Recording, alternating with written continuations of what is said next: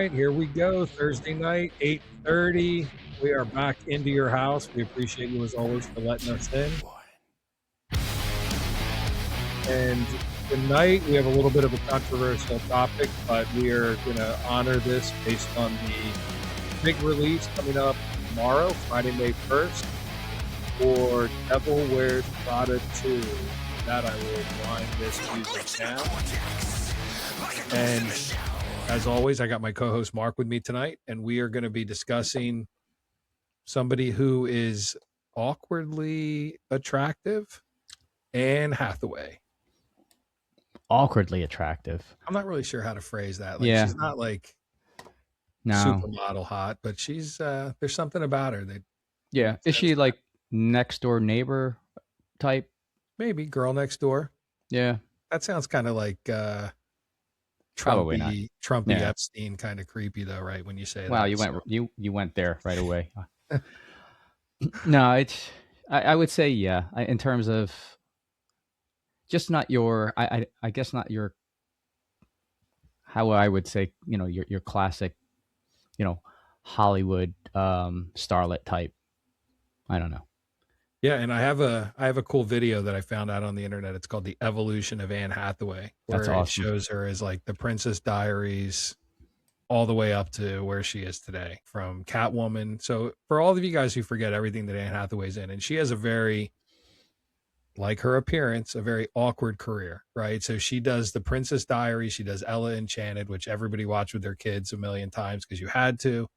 Then she went to Alice in Wonderland with Tim Burton, Les Miserables, where I thought she did a great job and she showed off all her singing talent. Interstellar, Mark's boyfriend, Christopher Nolan, that, did an Stud. absolutely incredible movie. Yep, your stud.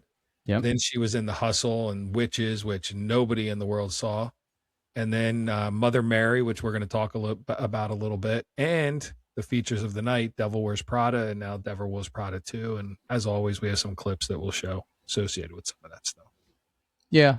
And I think overall, to your point, I mean, she's had a very, very long career. I had to look it up when the original product came out 20 years ago. Like, I didn't realize it was that long ago. If it doesn't feel that long, but it most certainly is that long. And I feel like Meryl Streep does not age because she looks not that much older when she was playing, her role in the original film. So whatever she's doing a pretty good job, with her her age.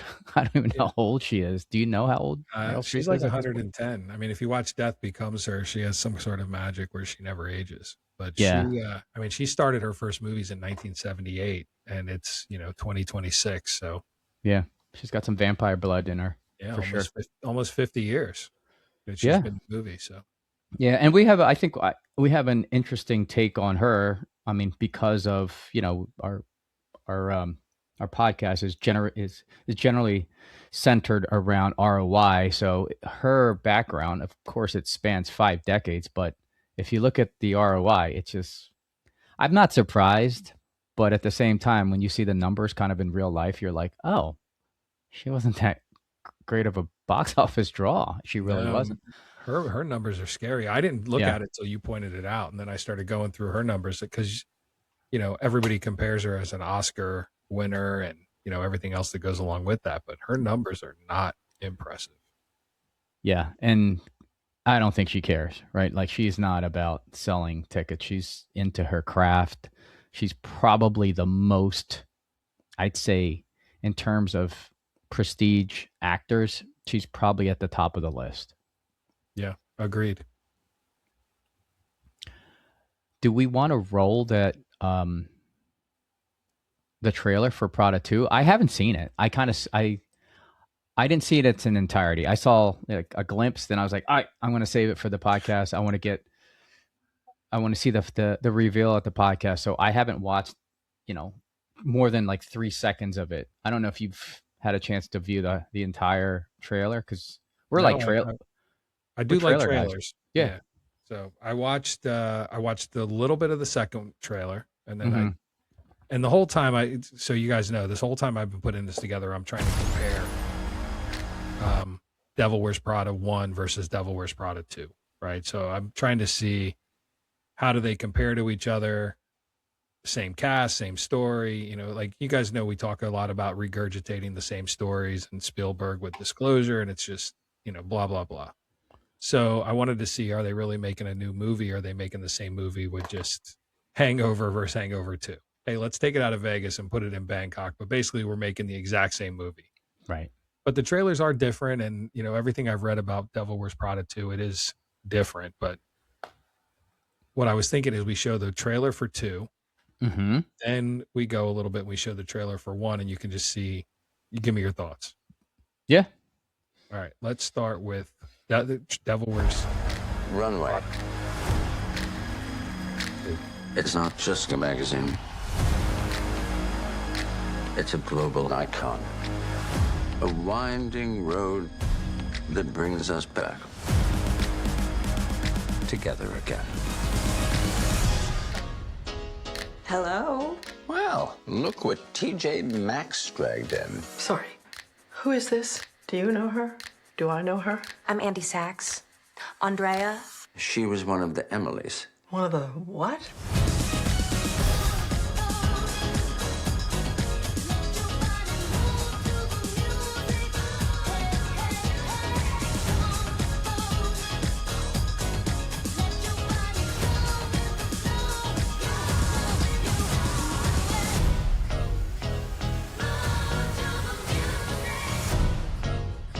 Am I having a hallucination? Hi, Emily. You also know her? We were at Runway at the same time, Miranda. Really? Where was I?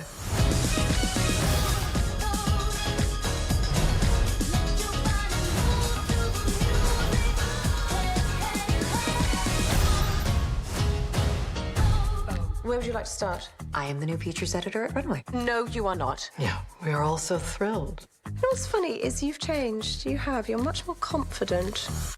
Kept those eyebrows, though, didn't you?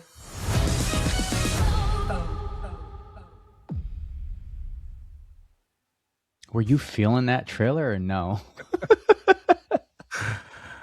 I was feeling something, but I'm going to let you talk about what you have to talk about, for all our listeners out there, I have never watched Devil Wears Prada. Right. So we went through all the movies of Anne Hathaway and we looked at her numbers and we did our Mendoza evaluation of data.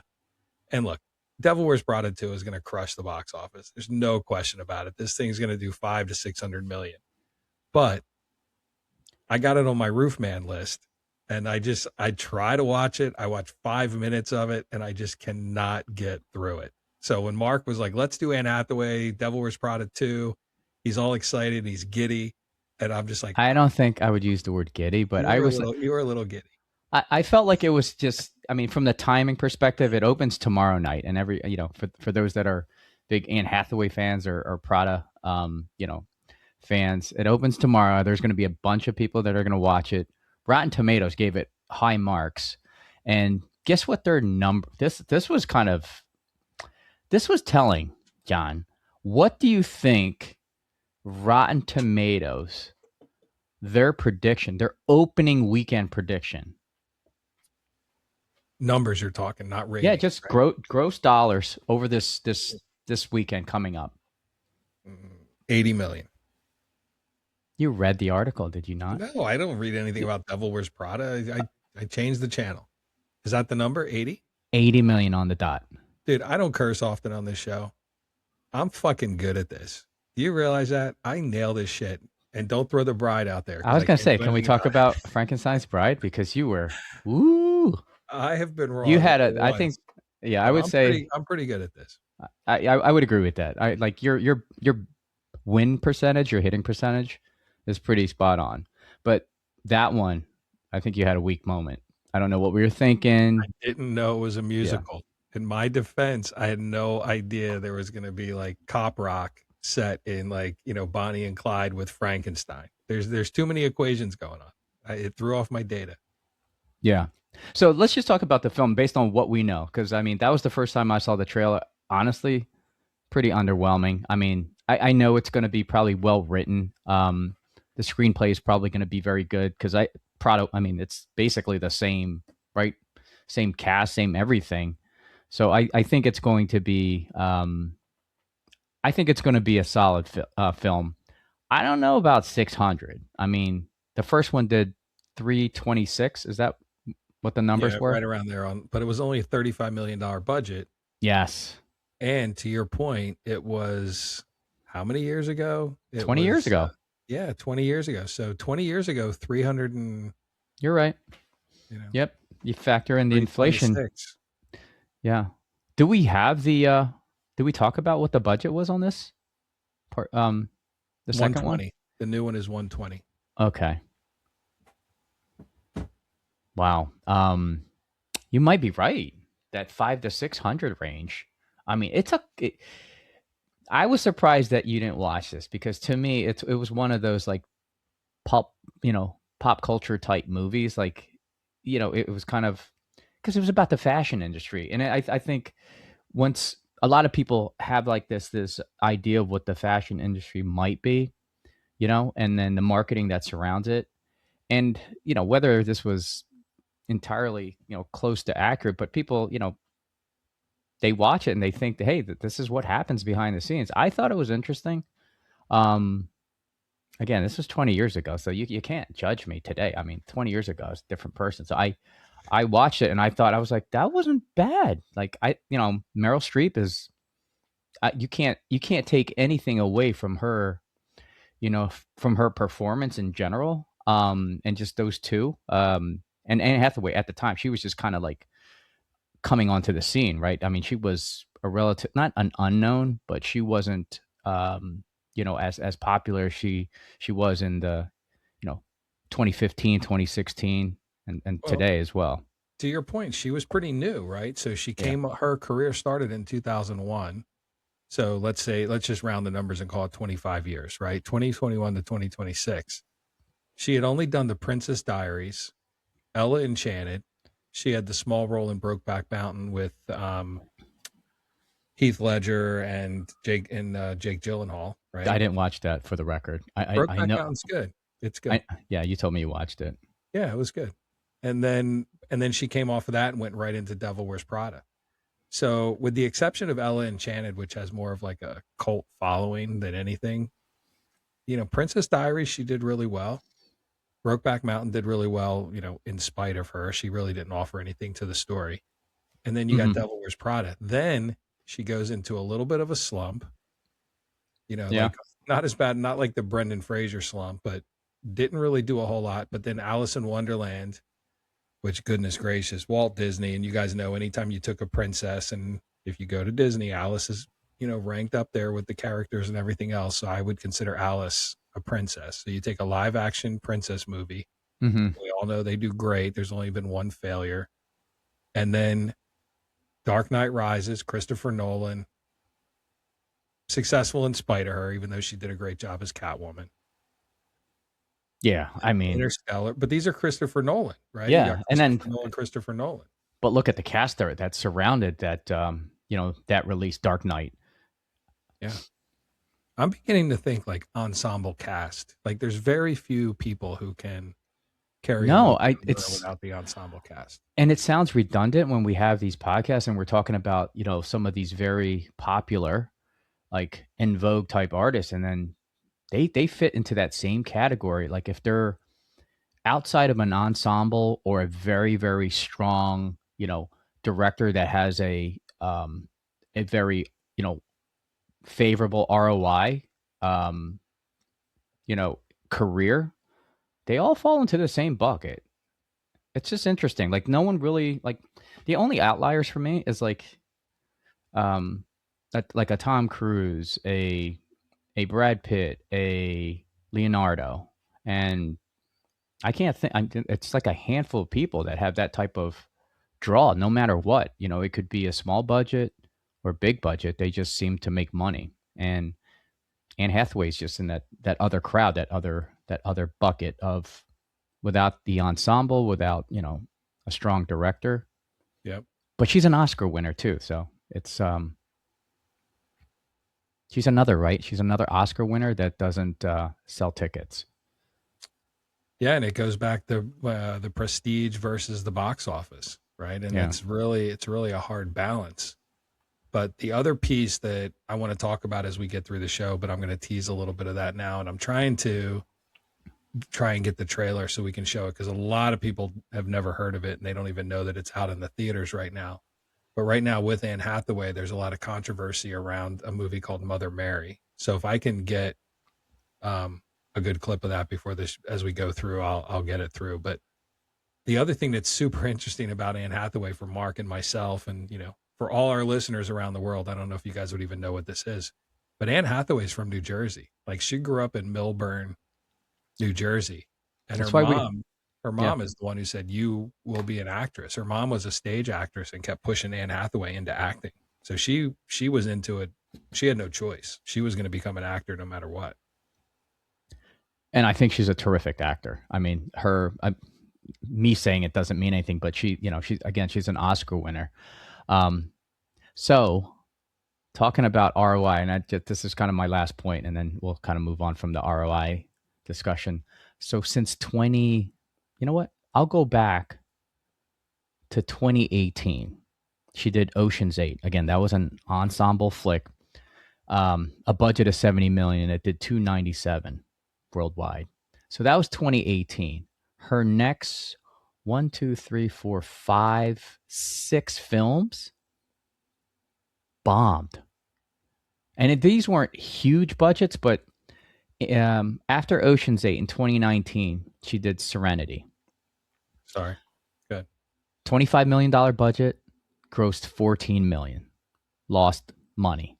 I don't really want to count this next one. This was streaming. The last thing he wanted was a $25 million, but we don't know what the streaming gross dollars are. So The Witches, that came out in 2020, a budget of $125, did $29 million. Ooh. Armageddon Time, 2022, $15 million, grossed $7 million. She Came to Me, 2023, $10 million, grossed $1.5 million. 2023, movie called Eileen, budget of $16 million. Not a lot of money, but only grossed $2 million. Like, these are not even anemic. These are pathetic numbers, right? They're not even close to breaking even. Hell, they're not even recouping like a third of that budget. Like, that's terrible. Yeah. And that's their last 6 movies. Basically, since 2019, she hasn't really had a hit. That's 7 years of like a 7-year drought. But you know what's interesting about her, and this kind of goes back to the other metrics with like willing to pay. She has a tremendous streaming presence. So like we mentioned in some of the earlier episodes, we're doing more with streaming data and how that translates to revenue. But not only does she do okay in the box office, she's really hot or cold. There's no in between. She either does really, really well or really, really poor. Like, rarely is she at like a break even number. So you look at like Love and Other Drugs, it was not good. Like, it was pretty painful to get through. 20th Century Fox. That was one of the few movies that she had where it was just like, okay, we broke even, we got our money back. That was okay. Right. But everything else is, even like you mentioned, Ocean's 8, 70 million. It did 300 million. So it more than broke even. But then you look at the other ones that you mentioned, like The Witches, which I did watch, and it was pretty painful. Yeah. But, bottomed out. So it's, you love her or hate her, but she, as part of the Mendoza metrics, people aren't really willing to pay unless she's in that ensemble cast, or there's a following like Christopher Nolan or something that goes along with that. But on streaming, she has a lot of success. So it's pretty interesting when you look at how the two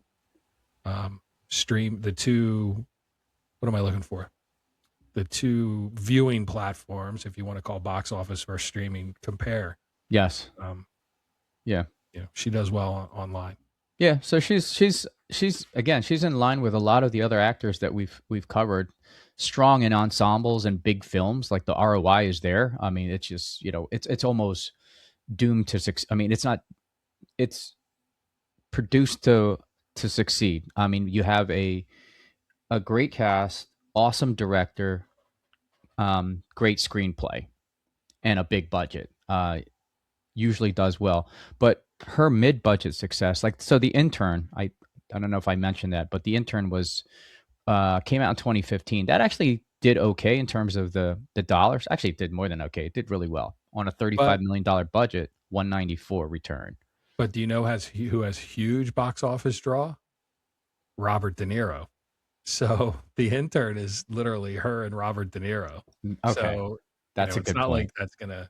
Yeah, You could stick him in anything. Like you throw him in the Fockers, which the first one was pretty funny. The second was okay, but after that, like go do yeah, something else. Still making money because of him. yeah. So I mean, literally, her last 7 movies in the last 7+ years have just heavily underperformed financially.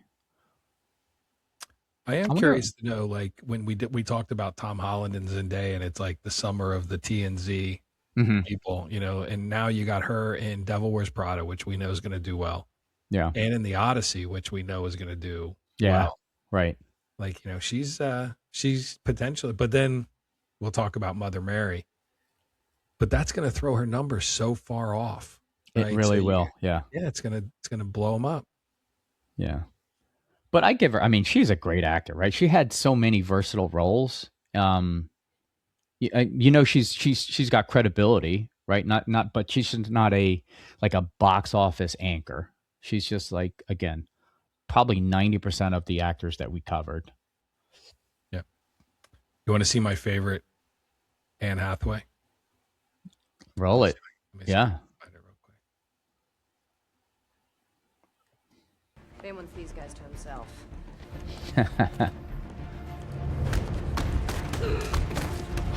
I like your girlfriend, Mr. Wayne.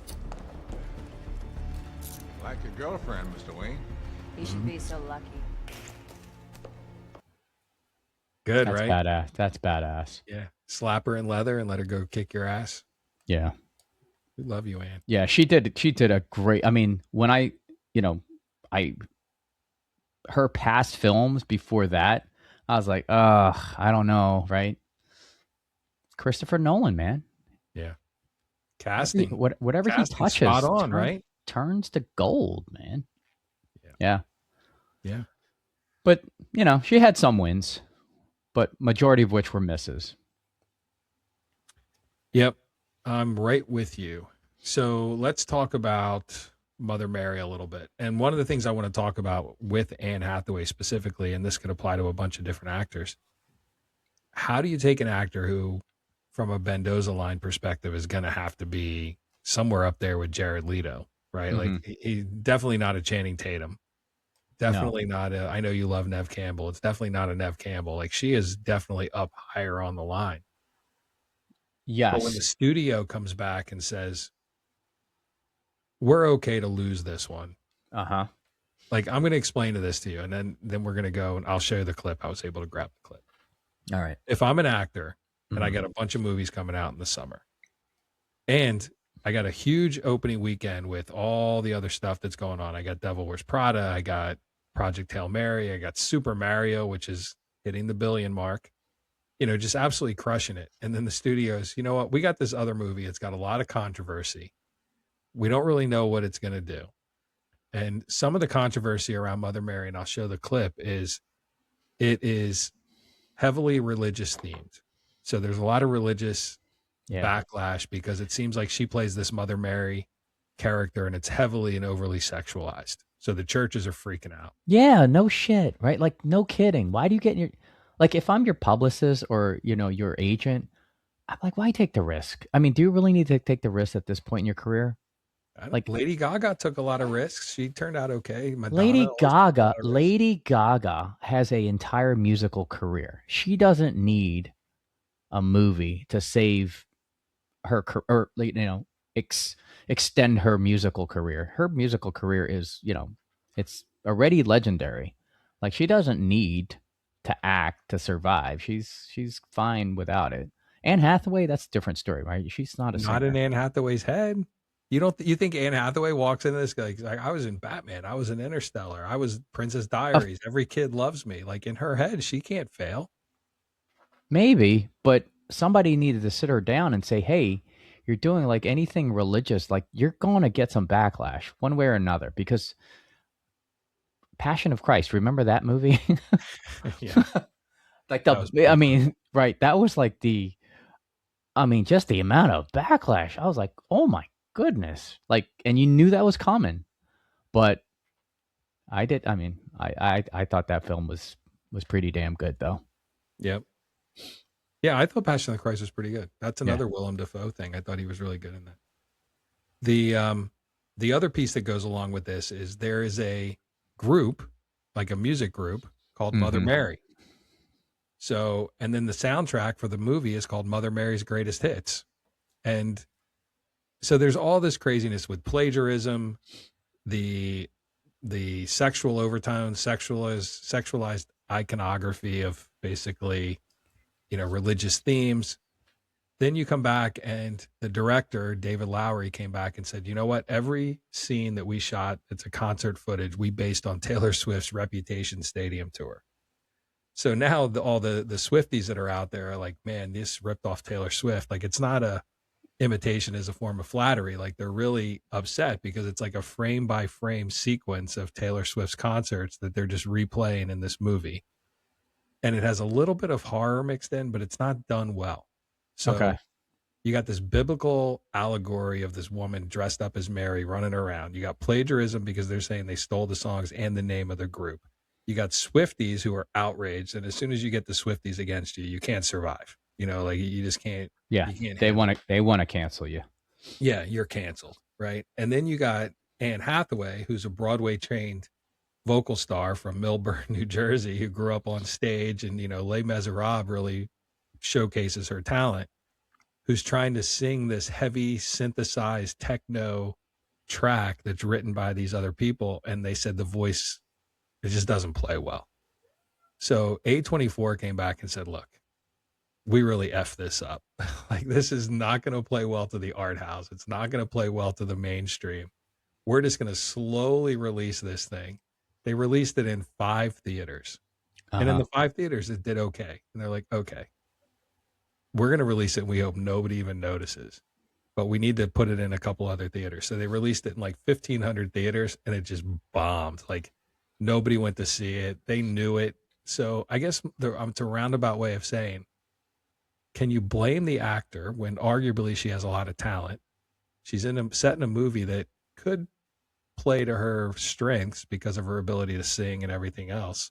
And the studio just comes back and says, you know what? We're going to do no promotion.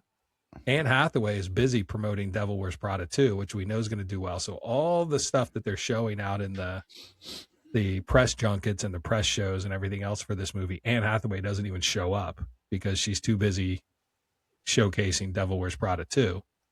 So you got a star who doesn't show up to the press events. You got a movie that's getting no promotion. You got A24 as a studio saying, yeah, we don't think we did this one well. And Anne Hathaway from our show is going to take the brunt of this because we're going to look at it. We're going to be like, whatever. It was $100 million budget. I don't know what the budget is. That made $3 million. So I think one of the things that we never really look at is, and I'm not sure how to look at this in a repeatable format, templated kind of way. What do you do when the studios just sandbag the movie? The star did an okay job, but it's just not if you look at the numbers alone, it doesn't do well.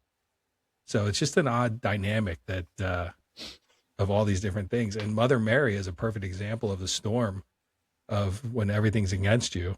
Yeah. And do you care? She got paid. Devil Wears Prada is going to have a great event. Odyssey is going to have a great summer. Does she even care? Hey, I did my part. I got my check. See you later. Thank you. A24, you want to blow it up? You go right ahead. Nothing I can do about it. I would just be curious to talk to her about that and get her take on it, which will never happen, but it would be a good conversation. That would be interesting. But okay, just put yourself in her shoes. You did that film. You're doing Prada 2. You've had 7 years of flops. Like, what's going through your head? Because to me, I would say, look, they dropped the ball. I did everything that I was obligated to do. Maybe I don't show up for some of those appearances, but again, right, you're competing with a different schedule, and that schedule happens to pay a much larger salary. I assume. I think in the first Prada flick, I think she got anywhere between 7 to 10 million. Then, right, 20 years ago, she's probably getting something substantial, and she's probably collecting on the back end. And I mean, she's no dummy. She's probably just like every other actor that wants to collect on the back end on the first dollar, actually. So I would hazard the guess that she probably put herself in that position. So I think I'd be fine. I'd be like, hey, you know what? I mean, I did what I had to do. I move on with life. Hope Prada 2 opens at 80 million, right? Like, yeah, win some, lose some. Yeah. Yeah, it's just very interesting, right? And that is interesting background. All right, so I'm going to show you guys the trailer for Mother Mary, so you know what I'm talking about, and then we're going to jump into maybe the evolution of Anne Hathaway, or we can show Devil Wears Prada, or we can show your favorite scene, because I know you're a big battle guy. I don't want to give it away too much, but that was a good one. That's a great clip. All right, let's start with Mother Mary, and then we'll go from there. I hadn't seen her in over 10 years. But I could tell she was coming from 1,000 miles away. Why don't you start with why you're here? Sam, I need a dress. So, you've come crawling back to me. I didn't know where else to go. So tell me, what do you see in your head? Me. Oh, yes, I remember. This is all about you. What song are you singing? I'll play it for you if you want. I don't want to break my streak. What? Of not listening to your music. I didn't mean to cut you out. But you did. You can't really hate me. Oh, yes, I can. Is that what we're doing here? You're making me a hate dress? You'll see.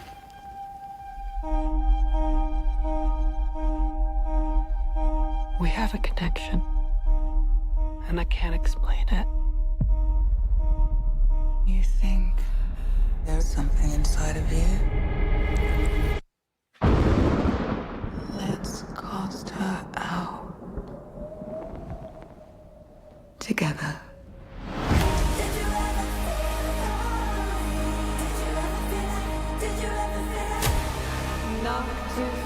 I don't like this. That's what you really wanted. You went somewhere I couldn't follow. Mother Mary. We're reinventing you.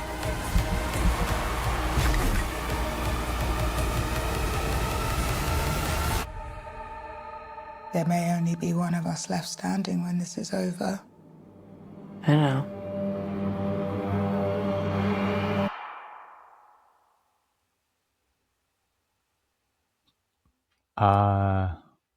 That was the first time I seen that. Yeah, it's getting zero promotion. Like, unless you go looking for it, you're not going to see it in a theater, like before a movie. You're not going to see it on TV. Like, it's getting zero promotion. Wow, I think that has some potential, honestly.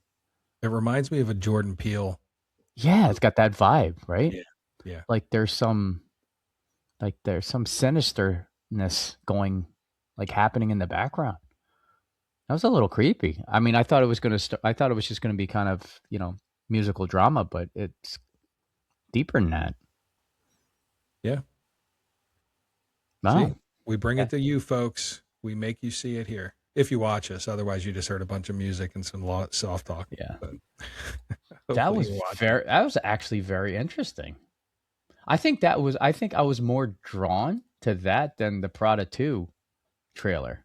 Right? I think it had more emotion going on. Like, you're like, wait a minute, like, I'm expecting it to go this way, and it just went. And this is a trailer. So the trailer award, I would nominate that as a trailer award winner. That was a good one, man. Yeah, I think that's one we're going to need to follow, because that's going to go. Look, you could probably watch that on streaming today. right? Like it's going to go to streaming so quick. Yeah.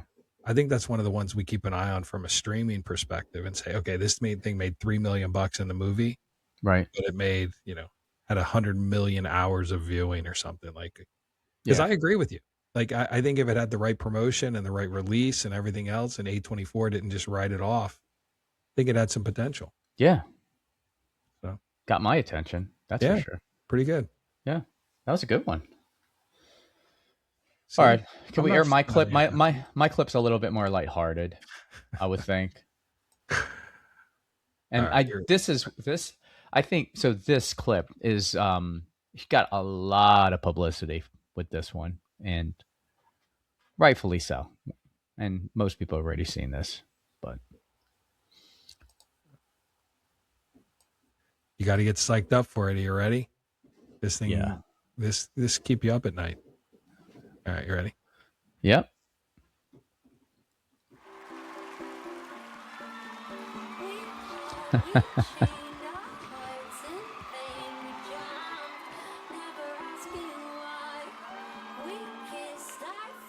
Good gracious, Anne.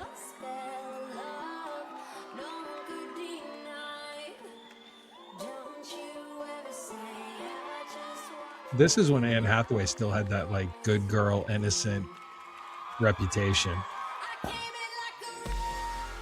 Yeah. And then you're like, holy hell, right? Yeah. It's kind of like when Tom Holland did his thing. Yes. Yeah.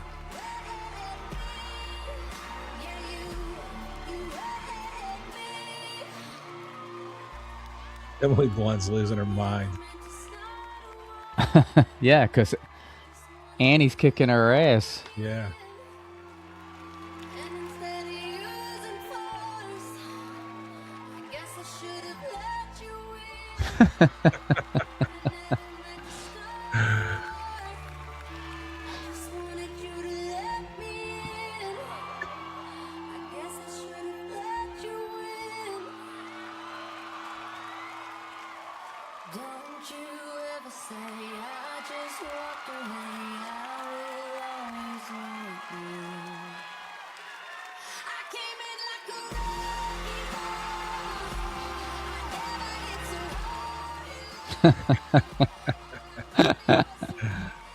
Love it.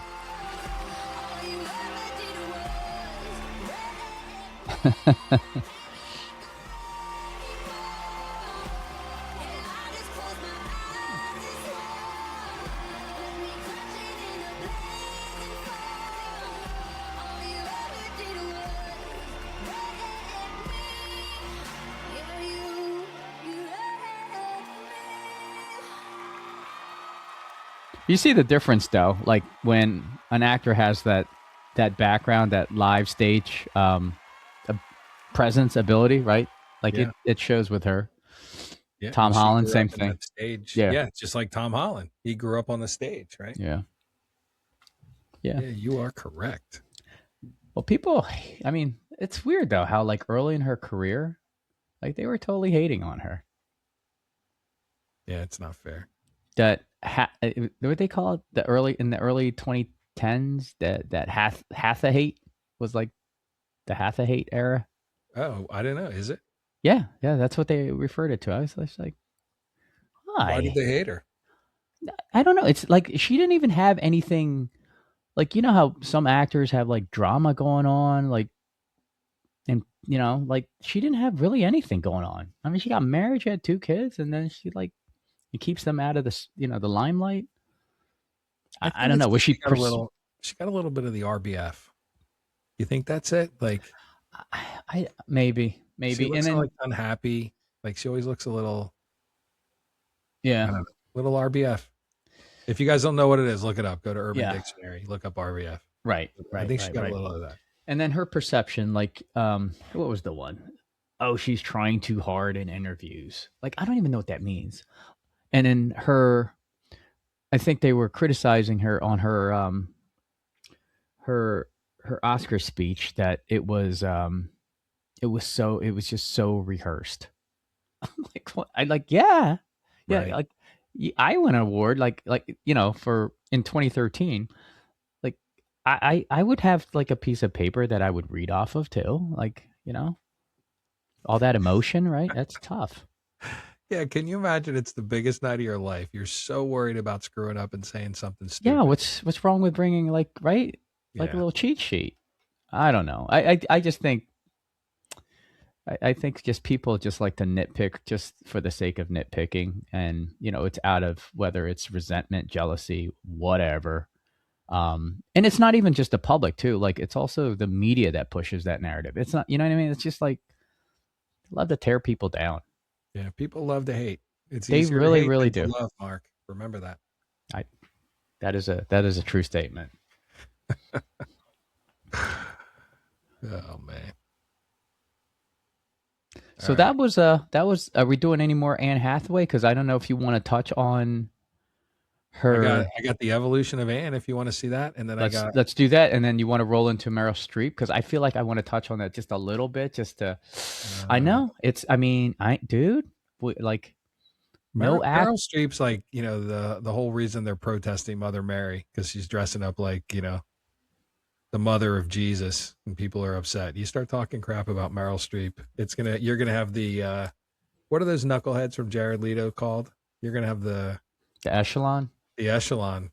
No, I'm not gonna talk crap on Meryl Streep. It's just like, hey, here's the reality. Look it up. I mean, don't hate on me. Hate on the internet that put the facts together. I'm just regurgitating the facts. Kill people. Yes, kill people. that's right. All right, hold on. This is Princess, shut up. I love Ellen Now, and all of a Janet. sudden, out of nowhere, he wants to be the king of Genovia. Okay, can you please spell Gabbana? A truth must come with one or the other, or I count it as false and a denial of the very nature of humanity itself. Forget about the 5 years. I will have no choice but to get down off my horse and I remember. punish you.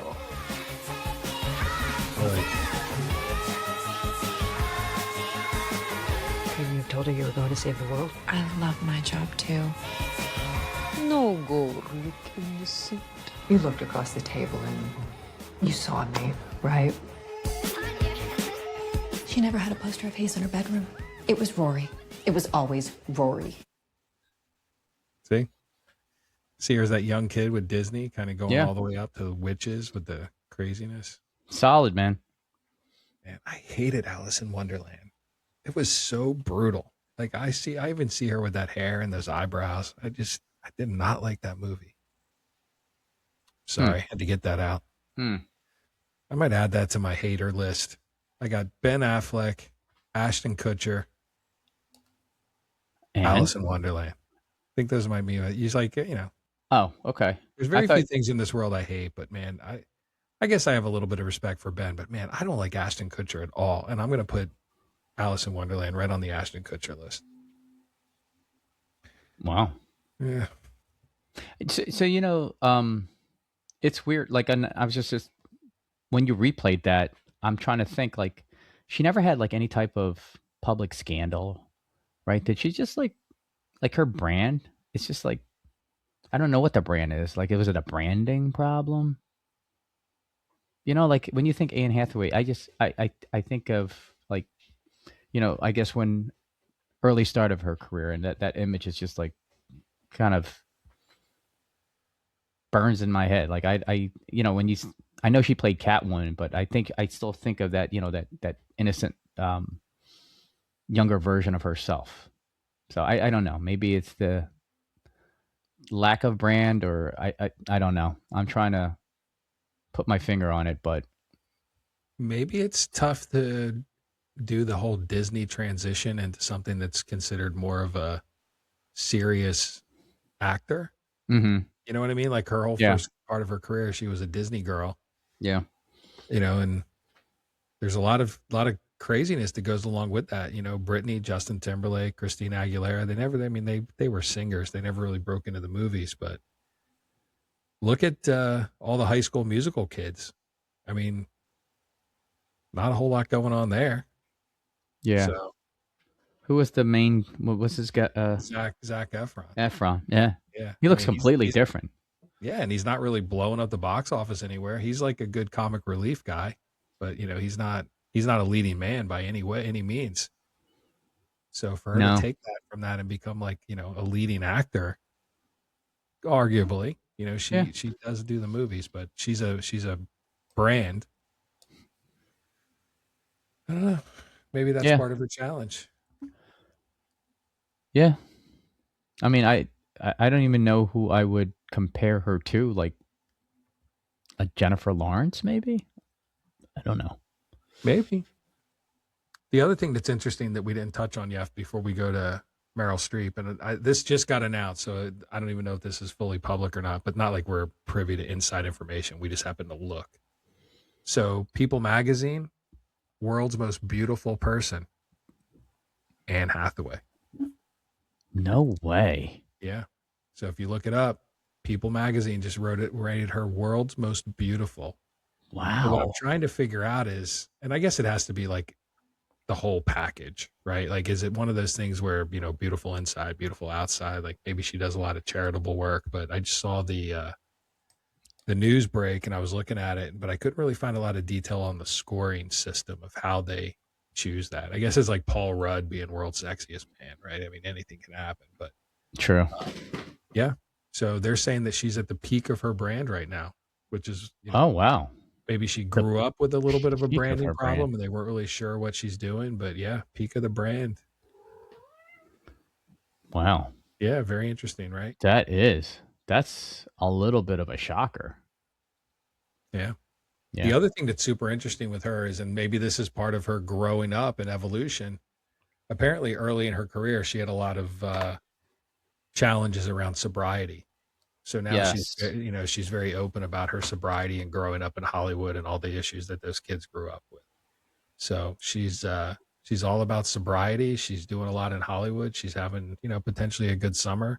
She had some down cycles within her career, but yeah, I did read about that she's been 5 years removed from,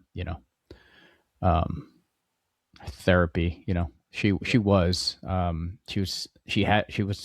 in treatment for that. Oh, I didn't know that. Yeah, I think her comment was, I didn't want to be hungover in front of my young children, because I think she has a 10-year-old and a 8-year-old or something like that. But she's a mother of two, which a lot of people don't know either, because she keeps that super private, which is awesome, right? I know some actors homes should stay home, right? Yeah, absolutely. Good for her, though. I mean, good for her. Yeah. I was just reading about what you were talking about with the Hathaway hate. And they said in 2012 to 2013, she was the most hated person on the internet. That is fascinating to me. Right. Like, I don't know what she's an actor. She never had, there was nothing, no public scandal whatsoever. It's just like, okay, because you didn't like the way she interviewed, or you didn't like her accept it. Like, how petty are people in general? Like, the criticism and the hate that she got for just, mainly those two things. I just like, man, that's pretty sad. Yeah. And they were saying that her reputation was that she was too perfect. All in the meantime, she has her own demons that she's fighting. Like you mentioned, with all the sobriety and everything else, she's trying to keep her home life home. Yes. And what's interesting is you got Obama going through a re-election with Mitt Romney. You got Hurricane Sandy friggin' devastating the East Coast. Right. You got Facebook going public, as IPO was in 2012. You got the Mayan apocalypse because the world was supposed to end on December 21st, 2012. Yeah. And we got half the hate going on that dominates, entertainment. Oh my God. That is ridiculous. And people are like, well, yeah, I could get behind that. All right. Good luck. Yeah. And you got her coming out kicking ass in Dark Knight. Yeah. Doing her thing. Yeah. Hate on that. Yeah. She's too perfect. Yeah. That is interesting. Man. But yeah, I all right. So. All right. Give me your Meryl scoop. Very briefly. Yeah. Meryl Streep. And then we touched on this earlier. probably the greatest prestige actor ever. Like, I can't think of another actor that's in her ilk, right? Can you? Like, is there anyone else out there, alive or not alive, that you would put in that ranking? Well, And there's this, like not alive. You got like Katharine Hepburn and that whole okay, genre. alive. Let's go with alive. Since I knew you were going to do that. You're going to go with somebody that was around in the 1800s. All right, so from an actor recognition and award success criteria, 3 Oscars, 20 plus nominations. Like that, I know she's been around for 5 decades, but still, Yeah, extremely impressive. she's still getting the nominations. She's very selective though with her, I call it commercial hits. But here's the thing here's the thing. She's just not a consistent box office driver, across the 5 decades. But I guess to her, she's like, she doesn't care. This is an art form to her. She is a actor through and through, and I think the commercial success doesn't bother her one bit.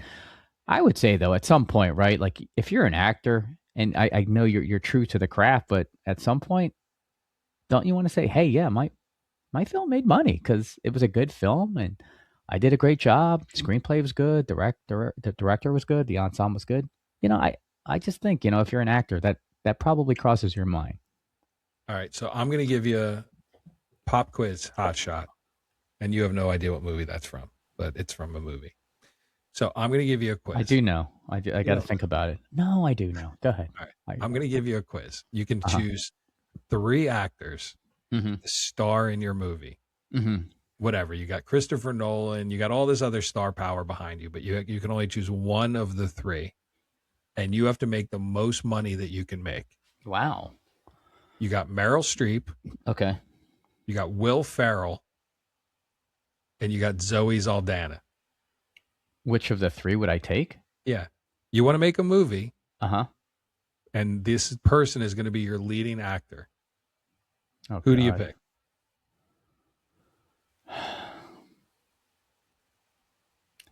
The answer is probably Will Ferrell. Why Will Ferrell? Why not Meryl Streep? If I'm looking to make money, and I have the best director out, big budget, and I mean, is the idea to make money or just to have a good film to win awards? Because if you're saying Meryl Streep, I think you're more interested, like you're more invested in winning an award. So if you're asking me, Mm-hmm. and if you've listened to the show, I've made it clear with my whole Blumhouse approach, I'm only about making money. I could care less about winning an award ever. So that's what I'm trying to say. Like, do you want money? Do you want prestige? Like, who do you pick? Well, yeah, you're going to say Will Ferrell. No, if I'm looking to make money, I mean, if you give me those 3, I'm going with Will Ferrell. All right, so I'm going to give you a funny metric. So out of those 3, Meryl Streep's career box office, multiple, to your mention, tons of nominations, multiple Oscars, career box office, 4.1 billion. Will Ferrell, career box office, 5.9 billion. Yes.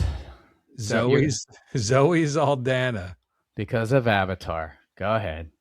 $15.4 billion. She surpassed Samuel L. Jackson as the highest grossing actor of all time. Yes, because of the Mission Impossible and the Avatars. And MCU. She plays Chris Pratt's girlfriend. I can't think of her. Oh, yeah. Yes. The green one. Yes. I'm totally drawing a blank on it right now. Yes, I know who you're talking about. But isn't that crazy? You got Will Ferrell, who's arguably one of the funniest actors out there, who does crazy movies, and he has a long, long list of movies. You got Meryl Streep, one of the most recognized living actor. Yes. And Zoe Saldana, who is known for nothing other than jumping into an ensemble cast and making a ton of dough. I guarantee. I'll make this guarantee. You take that same budget, same director, with this 3 separate movies. Zoe ain't making more money than Meryl or Will Ferrell or Chris Farrell. Did you say Will Ferrell or Chris Farrell? Will Ferrell. I don't Yeah. even know who Chris Farrell is. So Is he like a hockey player? But Who's Chris Farrell? I'm saying, like, the numbers are incredibly skewed with that because she's part of an ensemble. She's part of a franchise. Yes, she's on the list as the highest grossing female to partake in a movie, and I'll say partake because she was not the lead in any one of those. Right? I think in Mission Impossible, I think she was the love interest. I think in the Yeah, one. but she was almost like a Bond girl, right? Like she didn't have like a huge. Dude, she Like, it's all did. Tom She Cruise, man. she was like Halle Berry was in 007. She Yeah. had that same part. Bond girl. Exactly, but I'm saying she played a significant Bond girl. Like most of the Bond girls aren't like the Halle Berrys, right? All right. I guess my point is this. Yes, you are correct. Stack her numbers because she was part of a cast, huge ensemble with, anywhere between $400 to I think $600 million budget, and it grossed $1 billion. Yeah. But if you're making a film from scratch, same exact movie, Yeah. and let's say the same exact plot, same scene, same everything, who's going to make more money? Probably Will Ferrell or Meryl. It's not going to be Zoe. Zoe's going to come in dead last. We should do an we should do an RI on. Actually, we can't because those numbers are going to just be Yeah, they're totally so out of whack. Yeah, if you took Avatar and MCU out, right? Yeah, she's. Really Let's just say we like you and I, we played a very minute part in any one of those films.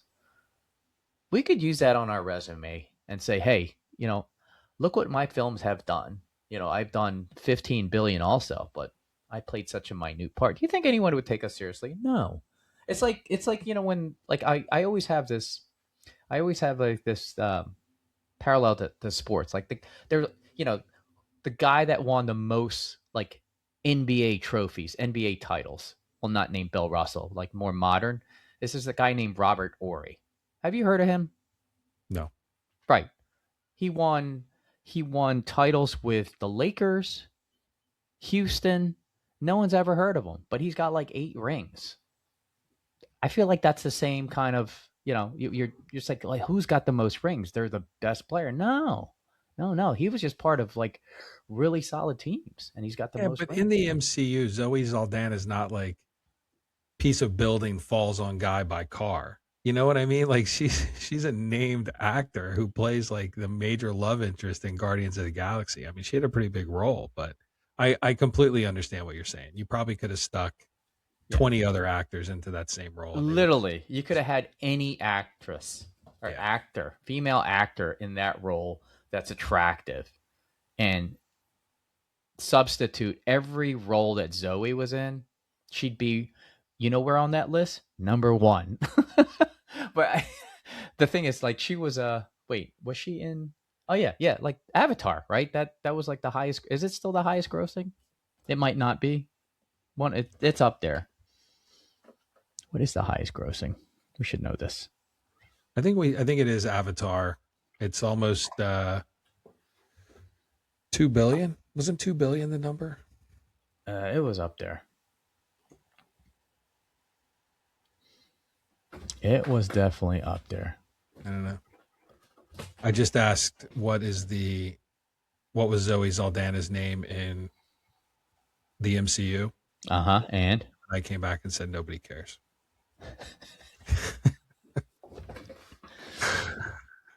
Hey, I didn't get a chance to finish my Meryl Streep kind of go ahead. Summary. Gamora. Gamora. Yeah. Let me pop quiz you. All right. Meryl Streep. Speed, by the way. Speed. Keanu Reeves, Dennis Hopper, Sandra Bullock. But go ahead. Okay. Do you think? Speed was the pop quiz hot shot. Oh yes. I do remember that. I didn't want all our listeners to go to bed. Dennis Hopper. Yes, Dennis Hopper. He's great. Yes. Okay. What was Meryl Streep's highest grossing film in her entire career?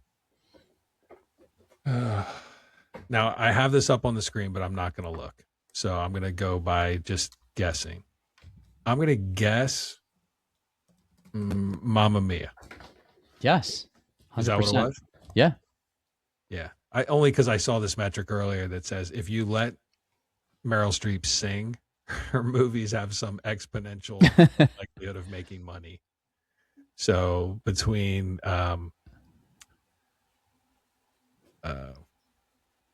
what did you just tell me? What movie did you? Oh, Mamma Mia. Mamma Mia. Yeah. Into And the Prada. Woods, Yeah. Into the Woods and something else. There's like 3 movies she sings in, and they're like one of her top movies. Did she sing in The Iron Lady by chance? No, she plays Margaret Thatcher.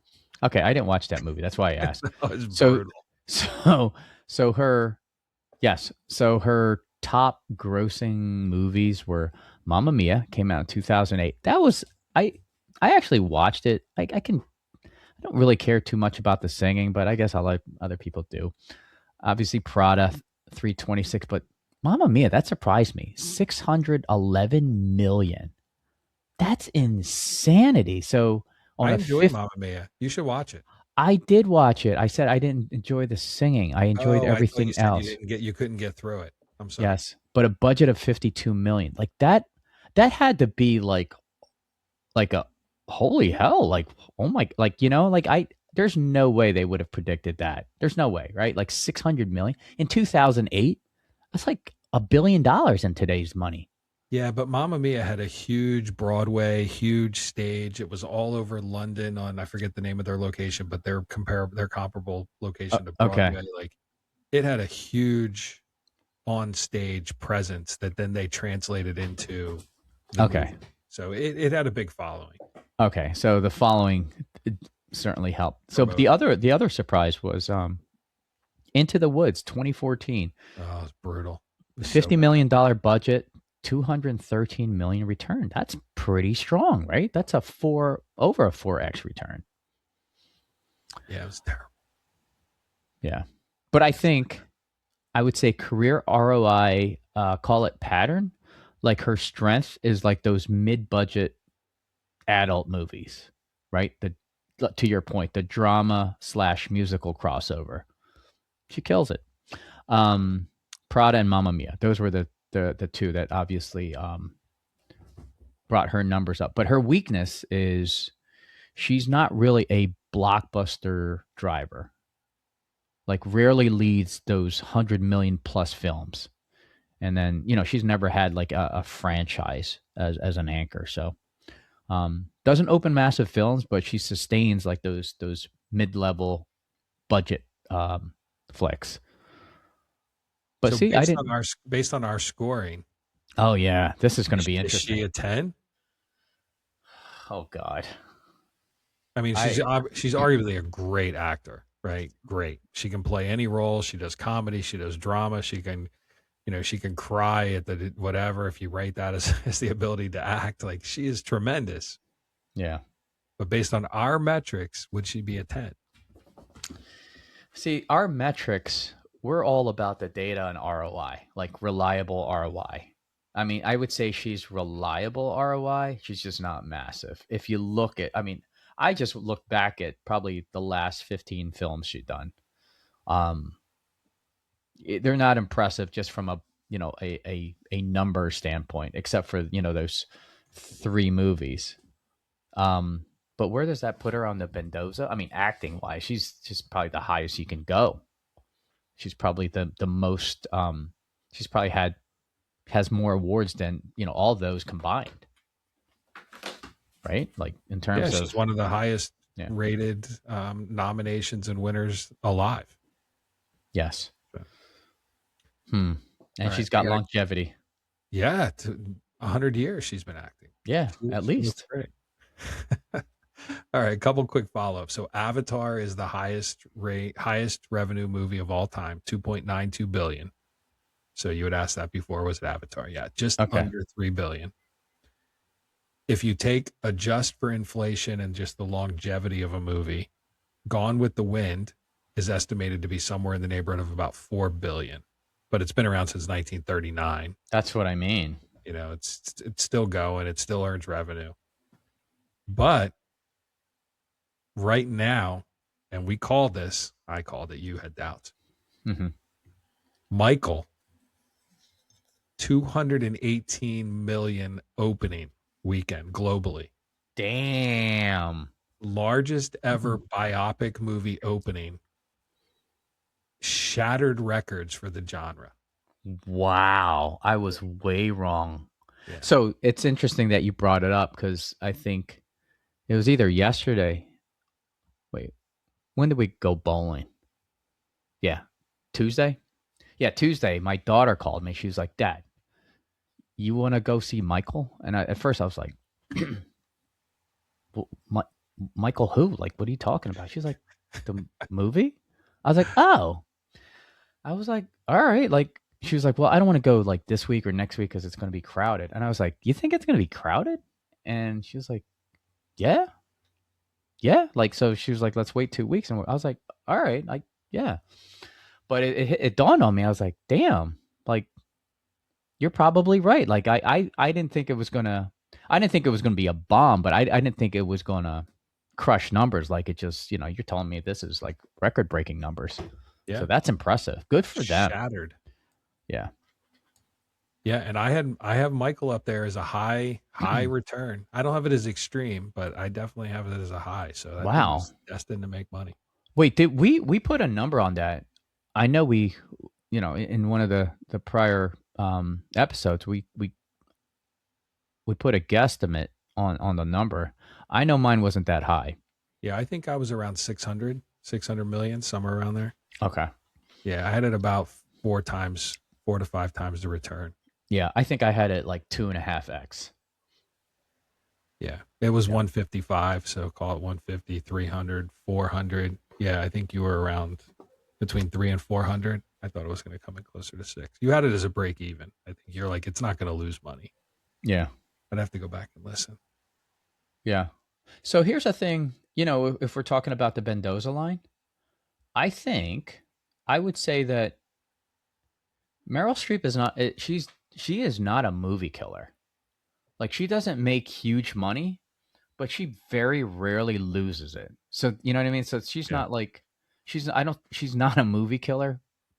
But where does that put her on the Mendoza line? I would say acting, ROI doesn't kill it, but doesn't lose it. That's the thing. Like, so she's kind of a tweener. I would put her at least,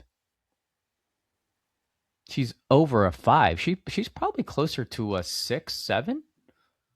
In my opinion, I was thinking 7 or 8. So maybe we give her somewhere like around a 7. You're 6, 7. I'm 7, 8. And drop her in at a 7. Yeah, because she's not a movie killer. I mean, the whole Mendoza thing is like, you're a movie killer, and this is why. And we give you the reasons, but she doesn't lose money. She just doesn't make a ton of it. She's not like a blockbuster. I mean, except for those 3 movies she's had. And again, this is spanning 5 decades. So people are going to say, oh, Mamma Mia. I'm like, oh yeah, well, you know what?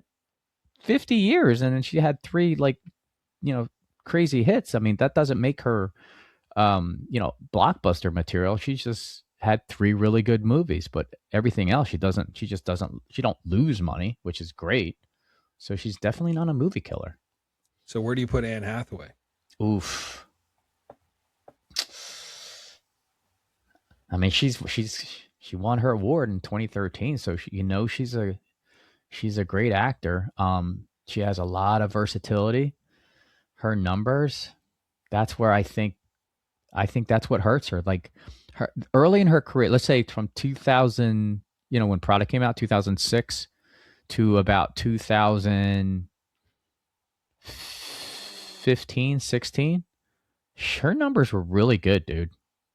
But since then, like from Ocean's 8 onward, it's been, I mean, 7 years of nothing.